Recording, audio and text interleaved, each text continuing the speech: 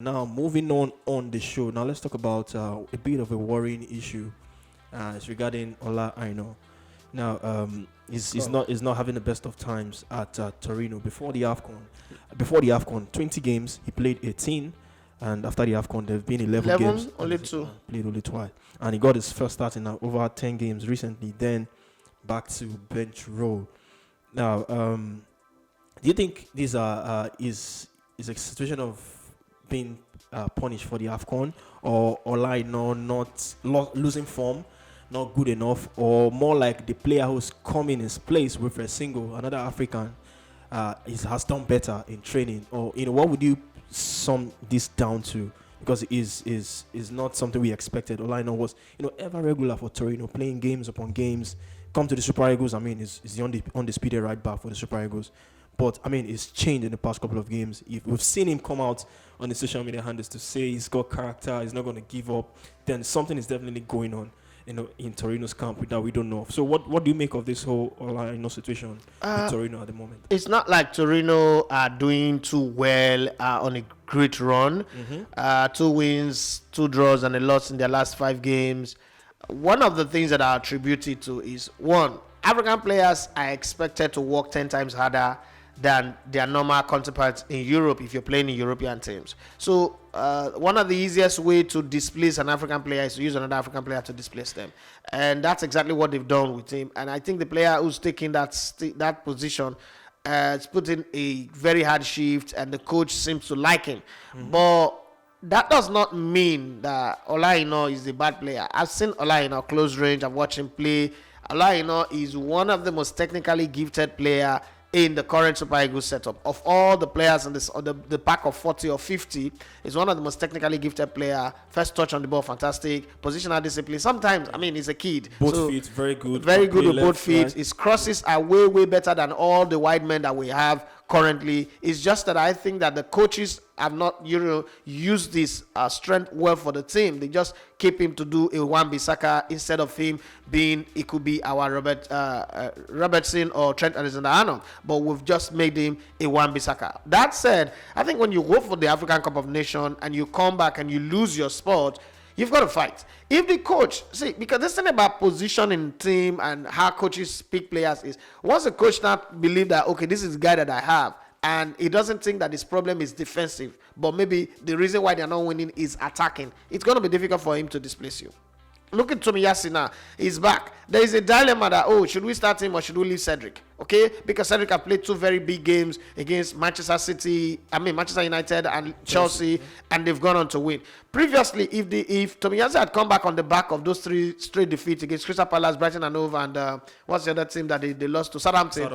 It will be just straight walk back into the team without any stress. So sometimes coaches look at their team and say, where is my problem? Is my problem at the defensive area? If the problem is not at the defensive area, then Ola Aina have just walked back into a team that the coach believes is already doing well on the defensive side. So you're going to be a backup. And coaches don't go into a game with a game plan to change defenders. That's one thing you should know in football. I don't know any coach who goes into a game that at 45 minutes or 25 minutes, I'm going to change any of my defenders. They don't like to change defenders. Defenders and goalkeepers, once you're doing your job well, you're most likely going to stay there consistently. The changes are always done from the attacking midfield to the attacking position or the wide player. So that could be the reason. I don't think he's being punished.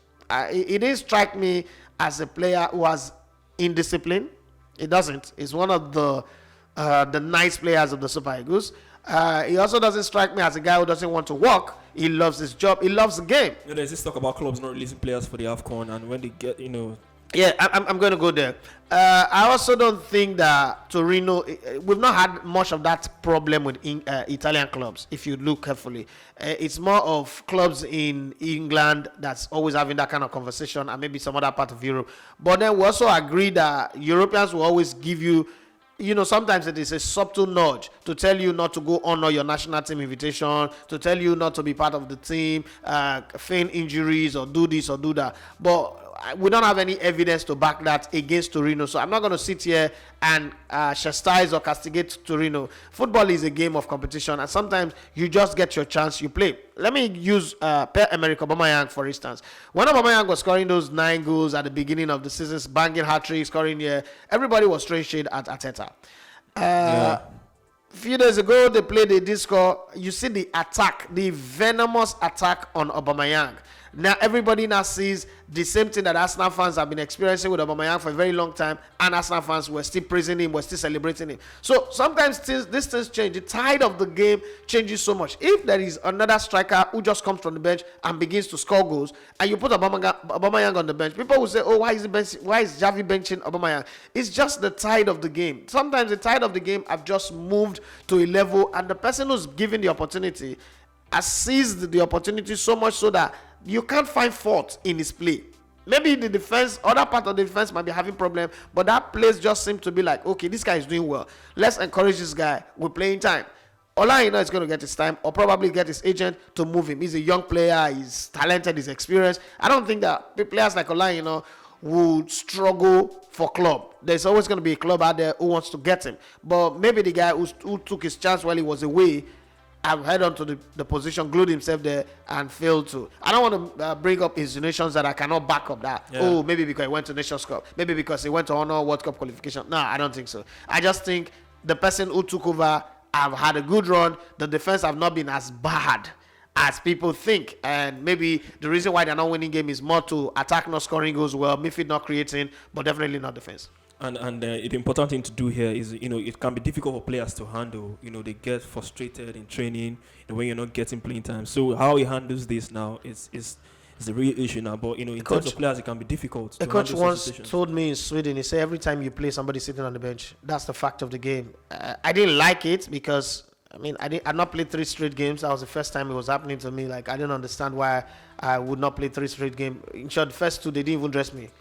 I didn't understand it. I was coming to training. So I went to the coach. I stomped to his office and I said, "Coach, I didn't, the worry boy in me, the idiot in me, I need a showdown talk. Why am I not playing?" And the coach sat me down and said, "Sit down." He said, "Do you think we only have 11 players in this team?" I said, "No." "Do you realize that I'm the coach of this team?" I said, "Yes, sir." "And do you realize that I have game plan, tactics to try some things that I want to? What if I'm already sure that I know what you can do for me, but I don't know what these other guys can do?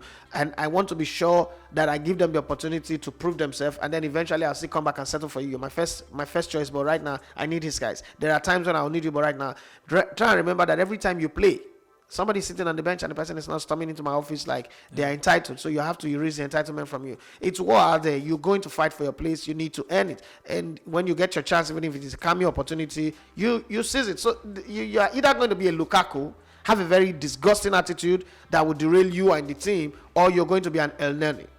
Either ways, El Neni doesn't play for God knows how long, but slot him in there, it gives you joy.